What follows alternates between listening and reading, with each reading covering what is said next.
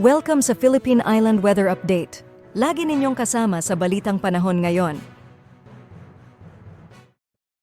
Kung makikita po natin dito sa satellite imagery po natin, meron tayong dalawang bagyo dito sa labas ng ating Philippine Area of Responsibility. Unahin na natin itong si dating Christine na isa ng ganap na typhoon category. Sa maalala po natin sa mga past tropical cyclone bulletin po natin, meron po tayong tinatawag na looping scenario na mangyayari po dito kay Christine. Hindi pa rin po natin inaalis ang posibilidad na ito yung mangyari po at possible po kung ito man ay papasok po ulit ng ating Philippine Area of Responsibility ay isang ganap na lamang ito na low pressure area.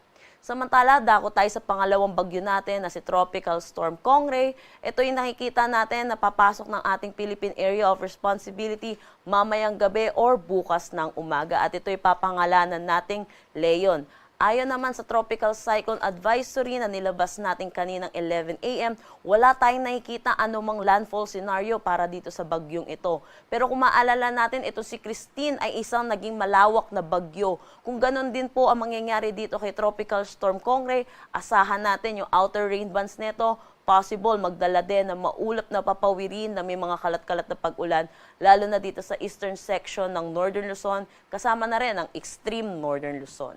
Samantala, kung makikita natin dito sa ating satellite imagery, meron tayong kumpul na kaulapan dito at ito po yung tinatawag nating southwesterly wind flow na nakakaapekto ngayon dito sa may western section ng Southern Luzon at Visayas. Dahil dito asahan natin makakaranas ng maulap na papawirin na may mga kalat-kalat na pag-ulan dito sa may Occidental Mindoro, Palawan, Western Visayas, Negros Island Region at Zamboanga Peninsula. Kumikita natin sa satellite imagery natin yung dalawang bagyo na papagitnaan ang Pilipinas. Kaya kung makikita natin, itong Northern Luzon ay nasa tinatawag nating cold area. Kaya makakaranas po sila ng maaliwalas na panahon. For Metro Manila, nalalabing bahagi ng ating bansa, asahan po natin makakaranas din tayo ng maaliwalas na panahon, pero asahan din natin ang mainit at maalinsangan na tanghali hanggang hapon na mataas ang tsansa ng mga pag-ulan sa hapon at sa gabi dulot ng mga localized thunderstorm. Para naman sa magiging panahon natin bukas dito sa Luzon, kung makikita natin, magiging maaliwalas naman ang ating mararanasan.